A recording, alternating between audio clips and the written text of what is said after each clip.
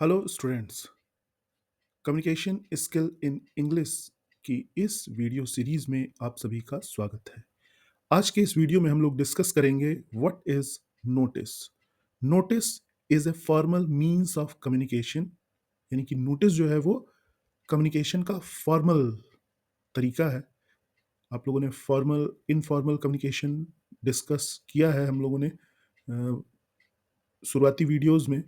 तो नोटिस जो है वो एक औपचारिक फॉर्मल तरीका है कम्युनिकेशन का। The purpose of a notice is to announce or display information to a specific group of people. Notice क्या है कि ये किसी समूह, किसी विशेष समूह के सामने कोई घोषणा करने या कोई सूचना उनके सामने रखने का तरीका है।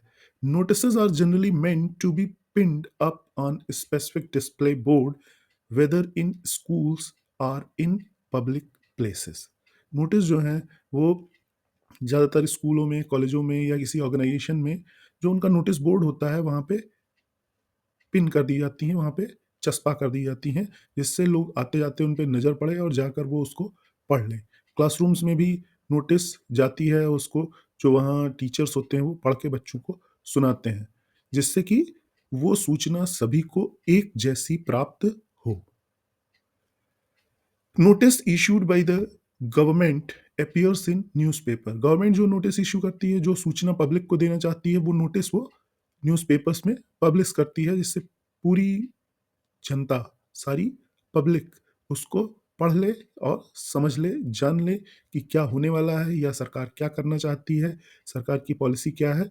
जो कुछ भी सरकार जानकारी, सूचना अपनी पब्लिक को देना चाहती है, वो नोटिस न्यूज़पेपर्स में प्रकाशित करवा कर देती है। कई बार ये टेलीविज़न पे भी डिस्प्ले कराया जाता है, खासकर दूरदर्शन पे। तो दैट इज़ नोटिस। तो नोटिस में क्या होता है, कभी भी नोटिस जब हमें तैयार करना होता है तो हमें 5 डब्ल्यू यानी 5 ऐसे वर्ड जो डब्ल्यू से स्टार्ट हो रहे हैं, उनको ध्यान में रखना चाहिए। यानी what, first W is what, यानी what is going to happen means the event, यानी जो होने वाला है, कोई घटना होने वाली है तो वो क्या है, ये हमें जानकारी होनी चाहिए। Next where, where it will take place means the venue, किस स्थान पे वो घटना होने वाली है। Next when it will take place, कब ये घटित होगी, यानी date and time. Who, who can be benefited from the information, ये जो इंफॉर्मेशन दी जा रही है इससे कौन प्रभावित होगा या लाभान्वित होगा, बेनिफिटेड होगा। तो कुल मिला के कहने का मतलब ये है कि इस सूचना से कौन व्यक्ति प्रभावित होगा, किसको इससे मतलब है। और लास्ट डब्ल्यू है आपका हुम, यानी हुम टू कॉन्टैक्ट, किससे आपको मिलना है आगे प्रोसेस करने के लिए, यानी जो प्रक्रिया है इस नोटिस में जो चीजें बताई गई हैं उससे संबंधित प्रक्रिया को आगे बढ़ाने के लिए आपको किससे मिलना है।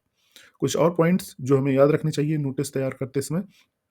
First, use passive voice as far as possible. Notice तैयार करते समय पैसिव वॉइस वर्ड्स यूज किया जाना चाहिए जहां तक संभव हो। जैसे सामान्य तौर पे हमें कुछ कहना होगा कि हम आपको सूचित कर रहे हैं, जबकि नोटिस में जो वर्ड्स होती है कि आप सभी को सूचित किया जाता है। तो यहाँ पे मतलब एक ही है दोनों वर्ड्स का, लेकिन एक एक्टिव वॉइस में है कि मैं आपको सूचित कर रहा हूँ, और दूसरा पैसिव वॉइस में है, यानी कि आप सभी को सूचित किया जाता है। ठीक, इंग्लिश में आई एम इन्फॉर्मिंग यू, और पैसिव वॉइस में जब इसको कहेंगे it is to inform you. Next, the notice should be presented within a box. Notice को एक बॉक्स में प्रेजेंट किया जाना चाहिए, जिससे कि पढ़ने वाले को वो इस अलग से दिखाई पड़े कि हाँ ये बॉक्स में है, तो it means that is something like notice. ये नोटिस है तो उसको एक प्रॉपर बॉक्स में होना चाहिए। Last, the word limit for a notice should B 40 to 50 words, यानी नोटिस में 40 से 50 के आसपास शब्द होने चाहिए, बहुत ज़्यादा नहीं होनी चाहिए। अगर कोई अलग से डिटेल इन्फॉर्मेशन है तो उसके लिए आप उसमें लिख सकते हैं कि for more information log on to such and such website, या contact person, for more information contact to that person, तो ये सारी चीज़ें नोटिस में शो की जाती हैं। फॉर्मेट ऑफ नोटिस देखते हैं हम लोग। फॉर्मेट ऑफ नोटिस में सबसे पहली चीज़ the name of organisation issuing the notice, यानी नोटिस को इशू करने वाला ऑर्गेनाइजेशन जो है उसका नाम होना चाहिए। फिर टाइटल, नोटिस का टाइटल लिखा हुआ होना चाहिए।